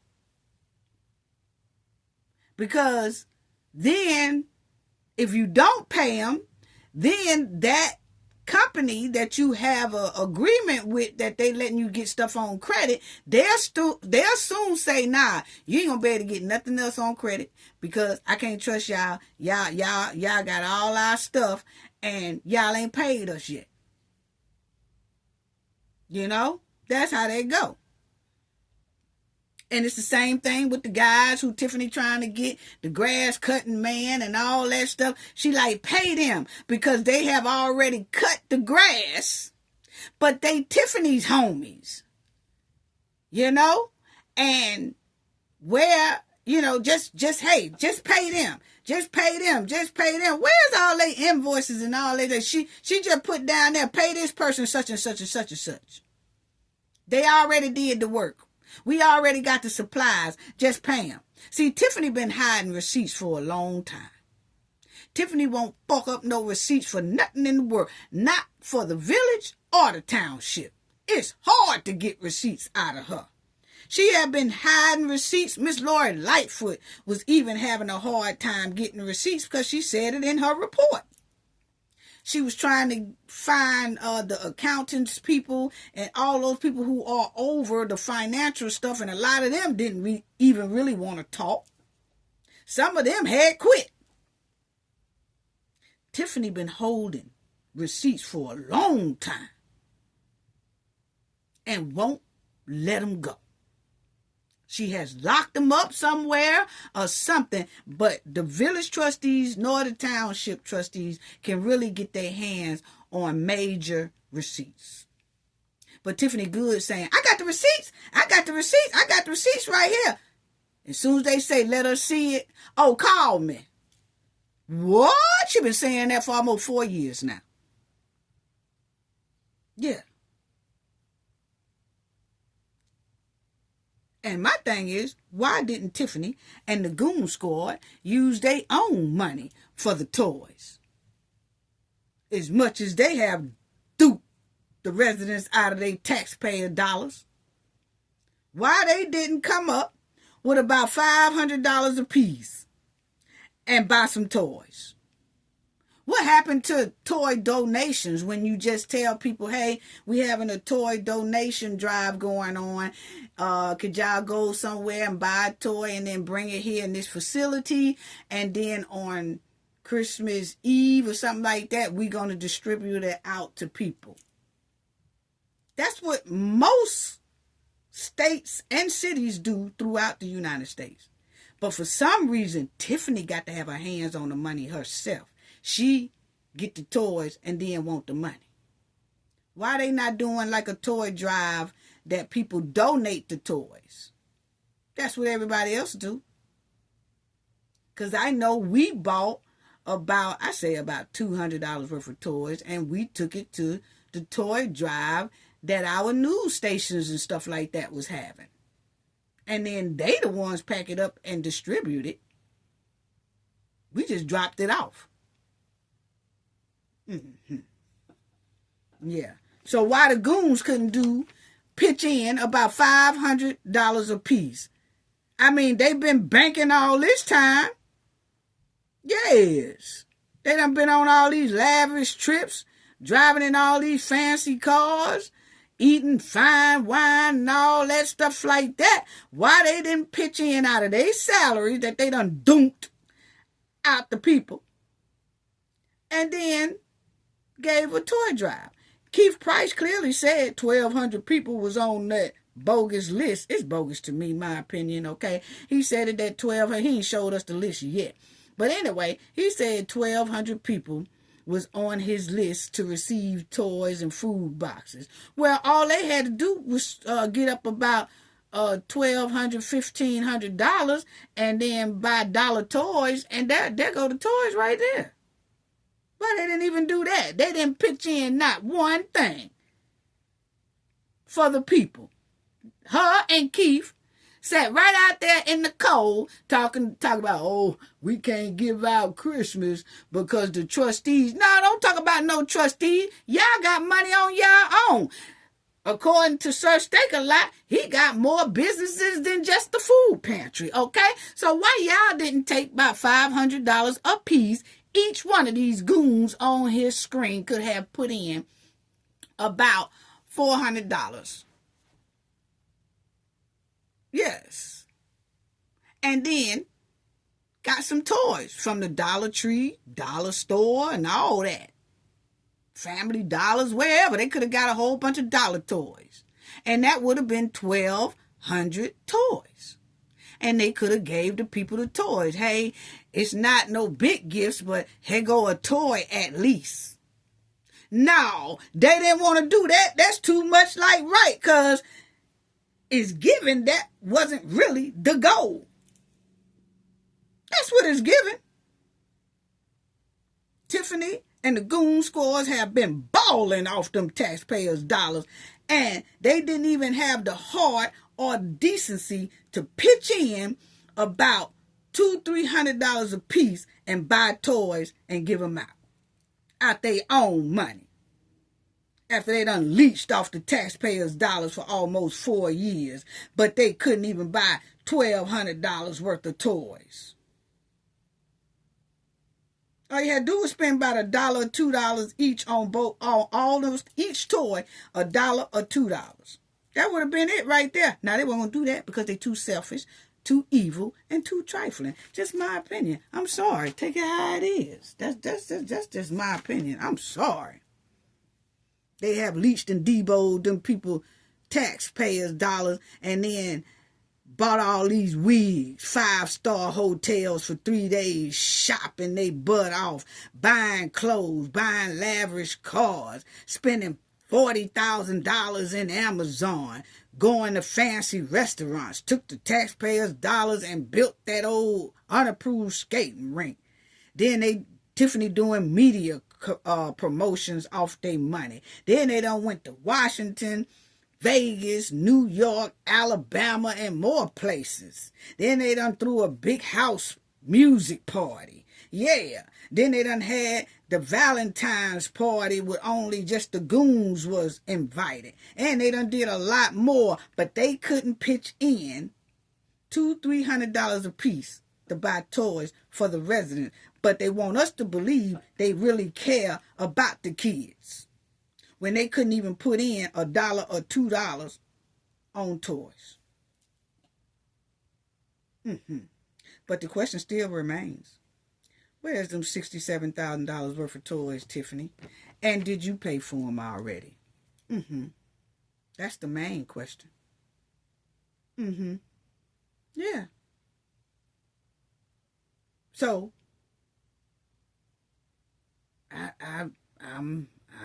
I'm basically tripping. That's wrong. That's wrong right there. But I do feel like that blueberry thing was a clear setup. That's my opinion. Okay. Now, another thing that I wanted to say, 2024 is gonna be real shaky. It ended shaky for these goons, but 2025. A lot of them gonna take a nosedive. That's my opinion. I have a real deep feeling that 2025 is gonna bring a nosedive to some of these goons right here.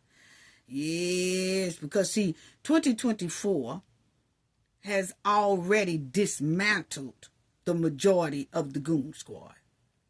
Yes, 2024 did that. And a lot of the goon squads left. And this is all that's left. So 2024, it turned its back on Tiffany and the goon squad. Yes, it did. Yes, because they falling like dominoes and falling in that quicksand. In 2024 gave them hell. Yes, it did. Yes, they are struggling and scratching for money and to hold on to power. 2024 gave Tiffany and her goons a kick in the butt. Yes, it did. But I feel that this 2025, a lot of people gonna take some nose dives into that quicksand. Yeah, that's what I feel. Yeah. Yeah, that's what I feel right there. Now, let me go into this right here. Oh, I just want to also say, I want to give a shout out before I go into Shanquella. I want to show y'all something about her civil lawsuit papers. That most of the things in that civil suit we already knew, but there's some things in there that I want to show y'all in the civil suit that we didn't really know, or we kind of suspected. But I just want to show y'all that lawsuit is 43 pages. So my team is still shifting through that, because a lot of it we already knew. They just trying to find some information in that lawsuit that can kind of show us something that we didn't know. But really, I think I have the ones that we really didn't know. The rest of it is what we already knew. I mean, everything that we have been covering through Shanquella case was exactly on the lawsuit, for real. But let me give a shout out to the ones who donated in the last video. Cooking with Frank, thank you so much for your generosity. Please, y'all, go check out his channel. Awesome channel. Awesome. Great content. Okay? Check out Cooking with Frank. Thank you so much for your generosity. It's greatly appreciated. Spicy, thank you so much for your generosity. It's greatly appreciated. Your donations are greatly appreciated. Thank y'all so much. Thank you so much. Now, let me say this about Shanquella's lawsuit. And for the family who has been with me as well since we've been doing the Shanquella case, we just can't wait till it goes to court. I don't really think that they're going to show Cowboy 6 in court and stuff, because it's a civil suit. I think that if that civil suit mess around and turn into a criminal case, then it might have more where media coverage. You see what I'm saying? But anyway, family, this is it. Y'all will see that Elise Hyatt was served on 12/2/2024. She has until January 31st, 2025 to answer. Okay. Her and her lawyers or whatever. Okay. Then you'll see here that Winter Donovan, they are trying to serve her, but I guess they haven't got her served yet. Then you would see here Nizer Wiggins. He was served on 12/2/24, and he has until 12/23 to answer, which has passed. So it doesn't say anywhere that he has answered already. Okay. Then you'll see here that they have that U.S. Department State. They were served on 11/27/24, and they have until January 22nd, 2025 to answer. Okay. So just about, and that's the Department of Justice. They have until January 2022, 2025 to answer. Okay. So that's basically how it is. When you get served, they give you a certain amount of, time to answer and say how you feel, about the thing. But I'm going to show y'all about that Department of Justice, because you'll see right here. Yeah, I already showed y'all that right there. Now, check this out. It says that the Federal Bureau of Investigation served on 11/29/24. Answer. They asked for a removal they asked, you'll see right here, answer do record and do. No, it's not right there either.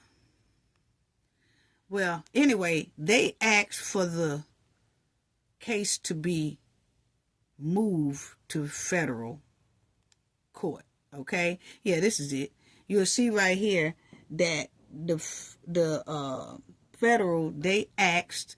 You'll see it says that they would like for the case to be moved to the federal court. Okay, and that means they gave a notice of removal. And a notice of removal in a court is a legal document filed by a defendant to transfer a case currently being heard in state court to federal court. That right there. Because if y'all notice that Shanquella, her case, her mother filed it she filed a civil lawsuit in the state court. Well, the federal court is saying, now we don't want y'all to handle this case. We are asking for a removal to bring it into the federal court. Well, see, according to the lawsuit, the federal court is who Shanquella's mother got a problem with, because she's saying that her and her lawyer is saying that they didn't follow the protocols that they feel like they should have followed. So they don't want it in the federal court. Shanquella's mother and the lawyer wanted to stay in state court. But the federal court wants to bring it over in the federal court. And so her mother is like, why should we put it in the hands of y'all, two DOJs basically, when we feel like y'all are the ones who dropped the ball? So why would we want to move our civil case into your court if we are saying and named you inside of the lawsuit? That's like a conflict of interest. How is the person going to handle my lawsuit and make judgment on my lawsuit when you are the one I'm suing? So as you see that Shanquella's mother, she requested that it be moved to the Supreme Court. Okay? She requested of North Carolina. She said, well, if the state don't want to handle it because of the federal asking to get it, then we put in a motion that no, we don't want it at that court. We'll rather take it to like the Supreme Court of North Carolina. Okay, so that was that right there. Also,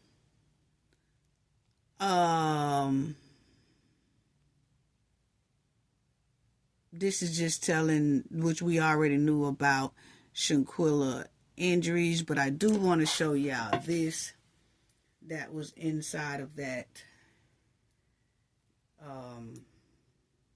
lawsuit. Hold on, family, bear with me. Bear with me. Okay.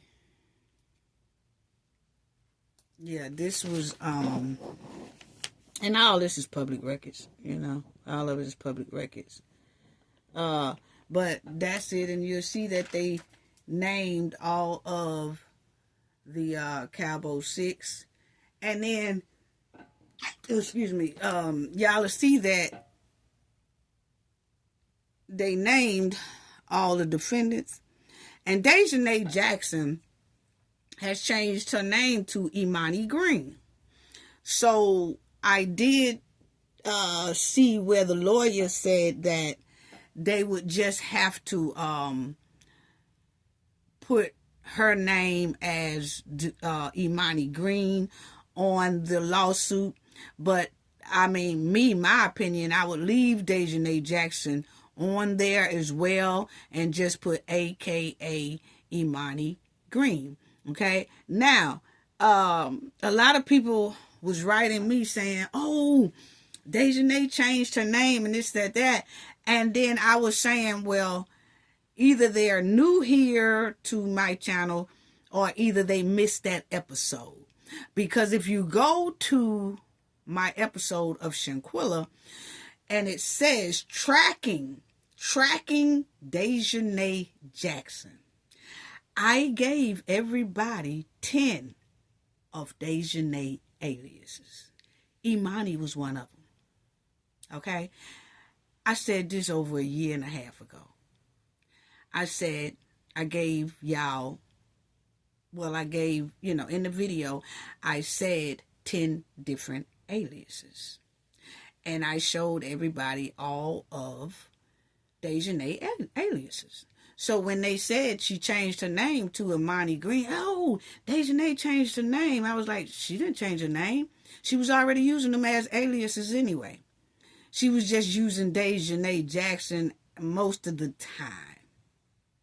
The majority of the time, put it that way.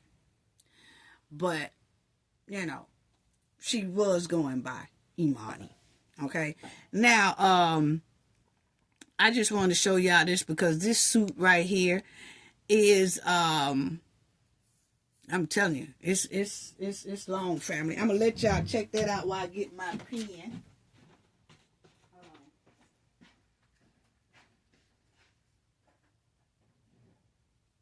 Y'all can read over that while I get my pen. Yeah. Okay.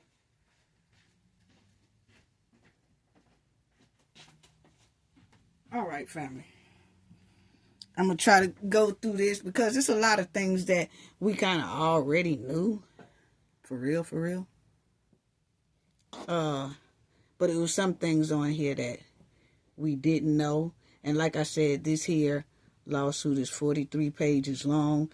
But a lot of it we already knew. I'm just showing y'all some of the things that we didn't know. Or, kind of, it will clear up some things too.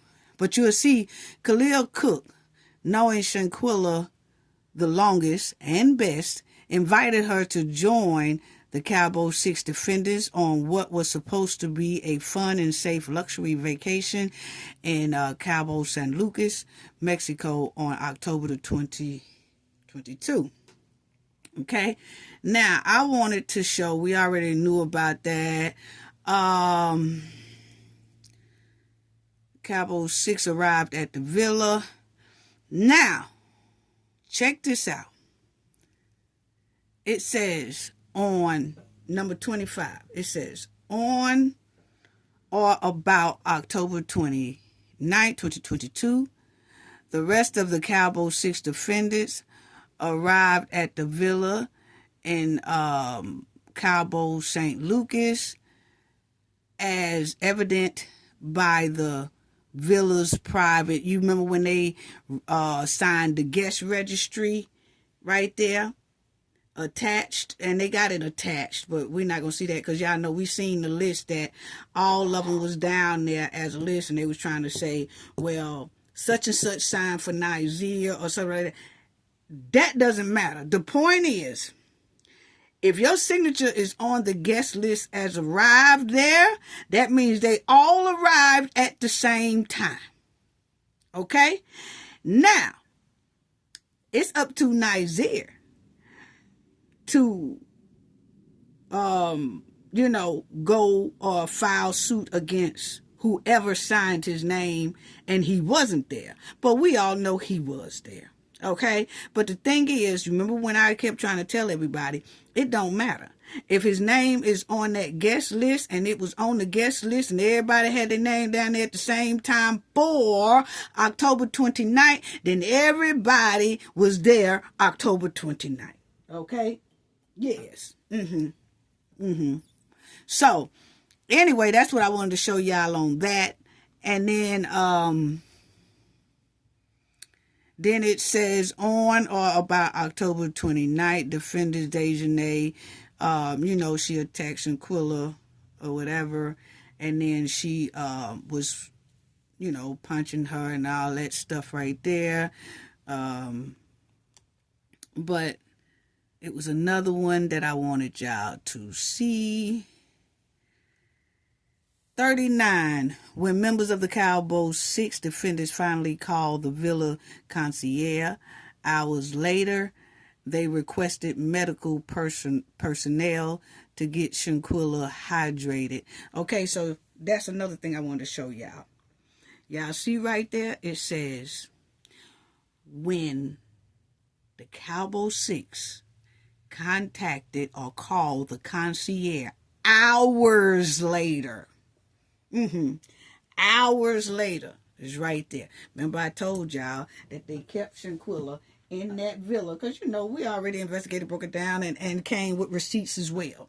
I said they kept Shanquella in there almost 7 hours before they even called for help. Shanquella was already gone when help did arrive. Okay? The autopsy showed that, and the timing of the autopsy. Then it says Shanquella was not verbally responsive, okay, and we knew that, okay. Defendant Khalil contacted Salamandra, which is Shanquella's mother, advised her that Shanquella had alcohol, had drunk too much alcohol, and they was going to put her in the shower and stuff like that, and that she just didn't feel good, okay? But he never did say that she was attacked or anything like that, okay? The Cowboy 6 defendants told the doctor that Shanquella was, of blunt force to the head and all that. But they saying none of the Cowboy 6 told anybody that attack went on. They just started off saying, oh, she gone of alcohol, drinking too much alcohol, okay? Let me see what else.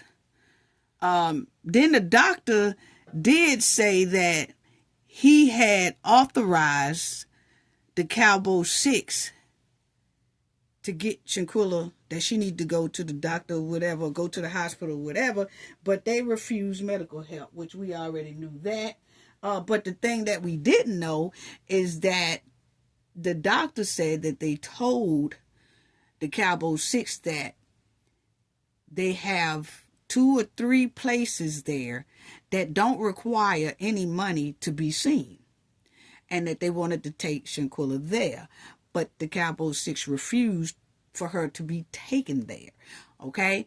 But one of the Cowboy 6, Khalil, called Shanquella's mother and asked for $5,000 so that Shanquella can be seen at a hospital, when the doctor clearly told Khalil that they don't have to pay for anything. They have a couple of facilities there where Shanquella ain't have to pay for nothing. They didn't have to pay for nothing. But when the doctor arrived and, did the medical treatment, when the doctor arrived and all that to give Shanquella medical treatment, none of the Cowboy 6 defendants told the doctor that Shanquella was a victim of, that type of matter that happened. I'm trying to be careful with some of the things that I say on here, family. After taking Shanquella vitals and all that, that's when he said that she needed help. The doctor employed the Cowboy 6 defendants to an ambulance and immediate transport to the hospital, and notified the supervisor of the Cowboy 6 defendants, indicated that they will not provide authorization. So the Cowboy 6 told the doctor, said, no, you is not finna take her to no hospital and none of that, okay? But he was trying to tell them, y'all need to. But when the ambulance got there, they said that they had already said that she was gone, so it wasn't no use of transporting her to the hospital, that they need to just go ahead on and call the morgue, okay? The Cowboy 6 insisted that Shanquella only be treated with fluid for alcohol poison. So see, by them saying that just treat her for alcohol, drinking too much alcohol, instead of saying treat her for hard hits and, things like that. And the doctor repeatedly requests that them Cowboy 6 give authorization to take her to the hospital so that she could be treated, but they declined. Okay? Then it says, defendant Khalil called Salamandra Robertson and told her that Shanquella needed medical treatment. And we already said that right there. Said he needed the $5,000. That's right there. He didn't need no $5,000, okay? Because the doctor clearly said he told them that it's 3 facilities or more there that would take Shanquella for free. But they refused. And by Shanquella can't respond, then they was the one who had to call the shots for Shanquella, and they made the call of not giving her treatment because they definitely didn't want her to tell what went on. So, but Shanquella was already gone before the help arrived, because remind y'all, they kept Shanquella in that villa with them for about 7 hours while they cleaned up the scene. How trifling. How trifling. Then it says the doctor requested help from the Cowboy defendants, but they said the defendant Malik remained in the room while all of the others members of the Cowboy 6 defendant left, meaning that while they was all in the front with the with the medical people and all that stuff, Malik stayed in a room. That's what it's given. He stayed in that room. And I'm thinking Malik stayed in that room to continue to clean up, to make sure nobody comes in that room. Because remember, that's the room that's really a crime scene. Yes. And then it says, when the Red Cross and all them got there, they said there's nothing that they can really do for her and all that stuff. And she was pronounced gone on October the 29th. According to the autopsy report, Shanquella Robertson cause of demise was, the spine injury and all that right there. Okay. Police officers arrived to prepare for necessary paperwork to take Shanquella's, body to the morgue. During his interview with the law enforcement, defendant Khalil claimed Shanquella got the bruises on her head and arms from a fall in the pool. Khalil done told that lie and said Shanquella fell in the pool. And that's how she got her injuries. And Khalil was supposed to be Shanquella's best friend. He is the one that lured her on this trip with all them other 5 savages. That's so sad. And then you will see that he said that she got that from the pool. At no point during the interview did he inform law enforcement of defendant Dejanay attack on Shanquella. Furthermore, defendant Khalil never told the doctor or any respondent physician that Shanquella fell in the pool.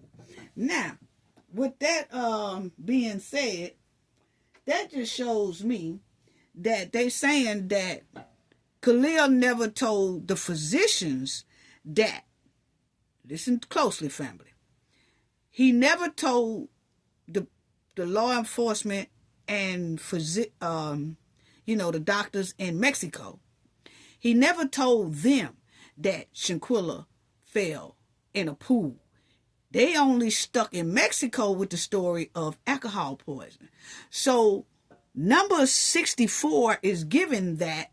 Remember when they said, the FBI said that they had talked to some of the Cowboy 6, but they didn't tell us who they talked to? Remember when the DOJs and all of them was supposed to have been interviewing some of the Cowboy Six, and they said we interviewed some of them already, but they didn't put out what none of them said during that interview. Well, it's looking like the only person that was interviewed was Khalil. That's what this is giving. It looks like when they got back to North Carolina, the only person that was asked by law enforcement in North Carolina was Khalil. And Khalil told them in North Carolina, this is what 64 is given, that he told the law enforcement in North Carolina that Shanquella fell in a pool and got those bruises. But when they was in Mexico, he didn't tell those people, because you see right here, it says he didn't tell those people, the responding officers and doctors, that Shanquella fell in the pool. See what I'm saying? He didn't bring up that pool thing until after they got back on U.S. soil in North Carolina. How trifling of a best friend. Mm-hmm. I just wanted y'all to see that, because that's something that we didn't know. What else? It was another number that I should have wrote these numbers down. Right here is that number 66. Defendant Dejanay. And you know, if y'all want to read the whole thing, y'all can pause it and read it yourself. But I'm just trying to push it along because we over 2 hours, you know. But everything in the 43 pages of the lawsuit is what definitely is saying exactly what we've been saying. And that's why I like for the way we did it. We went by evidence. We never speculated. We only went by evidence of everything. We broke down what a lot of things meant and all that stuff. And I could tell you that 43-page lawsuit says exactly what all my videos said. So y'all already know that. You see what I'm saying? But you can always pause this to read all of it if you like. I'm just going through the ones that stuck out that clarifies a lot of other things that we didn't know. It says Defendant Dejanay and Defendant Khalil took Shanquella's belonging and suitcase with them when they exited the villa. We already knew that. Neither Defendant Dejanay nor any of the other Cowboy Six checked out of the villa. We already said that. They didn't check out. They didn't tell the concierge they was going. They just jetted. They just got in the car, ordered a car, and the car was supposed to be just taking them to dinner and bring them back. But instead, they told the car to take them to the nearest hotel, the airport hotel. Okay, a hotel next to the airport. Okay, then the Cowboy Six defendants returned to the United States the next morning, a full day ahead of schedule, without disclosing what had happened to Shanquella. Okay, so we had already knew that part right there too. The Cowboy Six defendant arrived in North Carolina. Each of the defendants worked to concert and conceal information about the facts and the circumstances of Shanquella's demise from her family and from law enforcement. Okay, Defendant Dejanay and Khalil came to Salamandra Robinson's house, which is Shanquella's mother's house, to return Shanquella's suitcase. Okay, and they then told her mother that Shanquella died of alcohol poisoning. Okay, yeah, whatever. So, Shanquella's mother is asking for distress and all that stuff. And y'all will see right here, it says, Defendant Dejanay intentionally and repeatedly did what she did to Shanquella. Okay? And Shanquella Robinson did not consent to this offense, physical contact, at any point during the altercation, as seen on the video. She didn't. And then they brought up the fact that she didn't have any clothes on. Remember, y'all, I was talking about that Class H felony? Yes. Looked like the lawsuit got that added in there too. Shout out to the Knowledge family. Yes. Because we brought out a lot of things. And a lot of it is inside of this lawsuit. Yes, it is. So you'll see basically that's basically what I said. The one about Khalil saying that Shanquella fell in the pool was a new one, you know. But other than that, all the plaintiffs are named, you know, in it and are being sued, okay, for Shanquella's demise. And her mother's asking for $25,000 each from all of them, okay? Yes. Because they bounded in the company agreement. Members of the Cowboy Six provided false information, you know, to the family and to law enforcement. Okay? And they did. They did. And they was also talking about how Khalil and Dejanay just was rambling through Shanquella's purse, and I guess they could see that and things like that. So, you know, they deserve to be going to court. Yeah. They deserve. Hopefully it turns into a criminal suit or whatever. You know, it says right here how Shanquella was exposed, which we talked about that class H felony because they had her with no clothes on and she didn't approve to that. Then they recorded it and put it all over the internet and things like that. And that's just wow. Y'all see right there why she didn't have any clothes on. She was unarmed, you know, and defenseless. Yeah.